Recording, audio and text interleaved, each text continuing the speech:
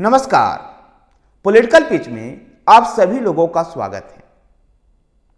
आज बात करते हैं क्षेत्रीय दलों के वर्चस्व वाले राज्य तमिलनाडु में। तमिलनाडु में लंबे समय से क्षेत्रीय दलों का वर्चस्व रहा है और तमिलनाडु की पूरी राजनीति धर्मित मुरनीत करगम डीएमके और ऑल इंडिया अन्ना डीएमके के इर्द गिर्द घूमती रही है। तमिलनाडु के दो बड़े नेता डीएमके के एम करुणानिधि और ऑल इंडिया अन्ना डीएमके के जयललिता लंबे समय से तमिलनाडु की राजनीति को चलाते रहे हैं, लेकिन अब दोनों ही इस दुनिया में नहीं हैं और ऐसे में एक वैक्यूम क्रिएट है तमिलनाडु की राजनीति में। यद्यपि एम के करुणानिधि के बाद उनके बेटे एम के स्टालिन ने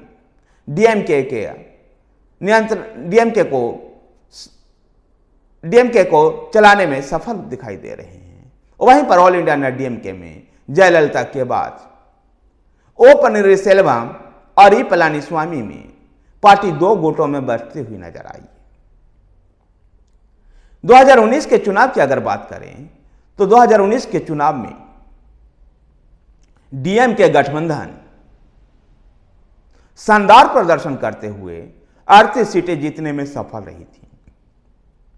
वहीं भारतीय जनता पार्टी के सहयोगी ऑल इंडिया अन्ना डीएमके मात्र एकमात्र सीट जीत पाई थी। ऐसे में 2024 में तमिलनाडु में भारतीय जनता पार्टी के लिए खोने के लिए कुछ भी नहीं है, जबकि पाने के लिए वहां पर बहुत कुछ दिखाई दे रहा है। तमिलनाडु में 2024 में भारतीय जनता पार्टी जिन मुद्दों को हवा देने का प्रयास करेगी उनमें सनातन विवाद प्रमुख है, तो गौमूत्र राज्य का विवाद भी, मंदिर के आगे पेरियार की मूर्ति को भी मुद्दा बना रही है Bharatiya Janata party.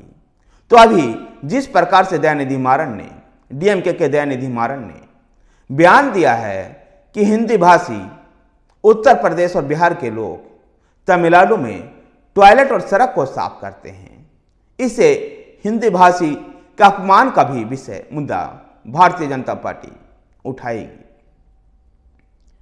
Bharatiya Janata party DMK के भ्रष्टाचार के मुद्दे को भी हवा देने में लगी हुई है। डीएमके के भ्रष्टाचार के कारण ही अभी वहां के शिक्षा मंत्री पोनाडी को 3 साल की कारावास की सजा सुनाई है अदालत ने। ऐसे में इन सभी मुद्दे को उठा करके भारतीय जनता पार्टी जो विपक्ष का जो एक वैक्यूम है उसको फायदा उठाना चाहती है।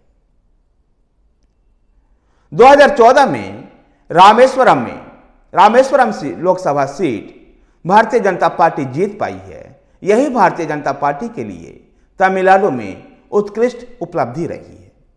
ऐसे में तमिलनाडु में भारतीय जनता पार्टी की नजर 6-7 सीटों पर मजबूती से साथ टिकी हुई है। यद्यपि वो मिशन 25 की बातें करती है, लेकिन उनका मुख्य केंद्र 6-7 सीटों पर ही है।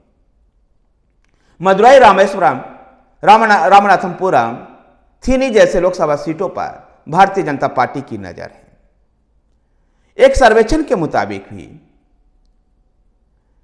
डीएमके को 2024 में 29% वोट मिलता हुआ नजर आ रहा है, जबकि 2019 में डीएमके को 33% वोट मिला था। कांग्रेस को 19% वोट मिलता हुआ नजर आ रहा है, जो उस समय 12.9% वोट मिला था 2019 में। ऑल इंडिया अन्ना डीएमके को 21% वोट अब मिलते हुए नजर आ रहा है और 2019 में लगभग 19% वोट मिला था। भारतीय जनता पार्टी के वोट में काफी इजाफा दिखाई दे रहा है, जहां भारतीय जनता पार्टी को 3.7% वोट 2019 में मिला था और अब 17% वोट मिलते हुए दिखाई दे रहा है। एक मीडिया समूह के सर्वेक्षण के आधार पर है।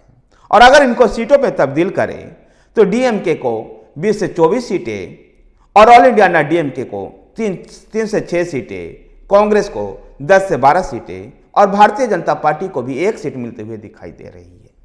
अदर को 2 सीटें मिलती हुई दिखाई दे रही है।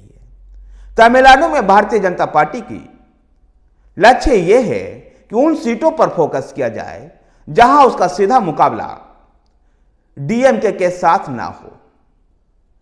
जिस प्रकार से अन्नामलई ने एन मन एन मक्कल जो पद यात्रा निकाली थी, उस यात्रा के बाद जिस प्रकार से तमिलनाडु में लोगों का जन समर्थन मिल रहा है, ऐसे में हिंदुत्व के मुद्दे वाली और डीएमके के सीधे टकराव वाली जो सीटें नहीं हैं, उन सीटों की पहचान कर और पार्टी अपने वरिष्ठ नेताओं को वहां चुनाव लड़वाने की भी तैयारी कर रही है, ताकि तमिलनाडु में भारतीय जनता पार्टी के लिए माहौल बने। वरिष्ठ चर्चाएं तो ऐसी भी है कि तमिलनाडु के किसी एक सीट से प्रधानमंत्री नरेंद्र मोदी भी चुनाव लड़ सकते हैं। वहीं तमिलनाडु इकाई के अध्यक्ष अन्नामलई भी चुनाव मैदान में उतर सकते हैं। तेजस्वी सूर्या की भी चर्चा है कि उनको भी मदुरई सीट से चुनाव मैदान में उतारा जा सकता है। तो भारतीय जनता पार्टी का लक्ष्य ऐसे सीटों की पहचान करना है जहां सीधा मुकाबला उनका डीएमके के साथ ना हो, जहां कांग्रेस के साथ, मुस्लिम लीग के साथ, सीपीआईएम के साथ और ऑल इंडिया डीएमके के साथ उनका मुकाबला हो। उन सीटों की पहचान कर भारतीय जनता पार्टी उन सीटों पर ज्यादा ध्यान लगाए हुए है। देखना दिलचस्प होगा कि तमिलनाडु में भारतीय जनता पार्टी की क्या स्थिति बनती है, लेकिन इतना तो तय है कि तमिलनाडु में भारतीय जनता पार्टी कुछ खोने नहीं जा रही है, बल्कि कुछ पाने ही जा रही है। और जिस प्रकार से वोट प्रतिशत भारतीय जनता पार्टी को बढ़ते हुए नजर आ रहा है तमिलनाडु में, इससे निश्चित रूप से डीएमके के अंदर बेचैनियां उत्पन्न हो चुकी है और इसलिए डीएमके भारतीय जनता पार्टी के कोर मुद्दे को लगातार टारगेट कर रही है। तमिलनाडु की राजनीति, चुनावी राजनीति निश्चित रूप से भारतीय राजनीति को प्रभावित करेगा। जहां मिशन 400 का लक्ष्य लेकर के भारतीय जनता पार्टी चल रही है, ऐसे में तमिलनाडु में जब तक कुछ सीटें हासिल नहीं कर पाएगी, इस मिशन के आसपास भी पहुंचना भारतीय जनता पार्टी के लिए आसान नहीं होगा। भारतीय जनता पार्टी का इसलिए फोकस तमिलनाडु के कुछ सीटों पर लगातार बरकरार है। वहीं पर विपक्ष के लिए भी 39 सीटों वाली तमिलनाडु बहुत अधिक महत्वपूर्ण है और 2019 जैसा अगर प्रदर्शन विपक्षी डीएमके के नेतृत्व में, विपक्षी इंडिया अलायंस डीएमके के नेतृत्व में अगर दिखाती है, तो निश्चित रूप से केंद्र की नरेंद्र मोदी सरकार को सत्ता से बेदखल करने में एक महत्वपूर्ण योगदान हो सकता है। धन्यवाद साथियों। अगर आपको वीडियो पसंद आए तो वीडियो को लाइक कीजिए, शेयर कीजिए। हमारे साथ बने रहने के लिए हमारे चैनल पॉलिटिकल पेज को सब्सक्राइब कीजिए। धन्यवाद।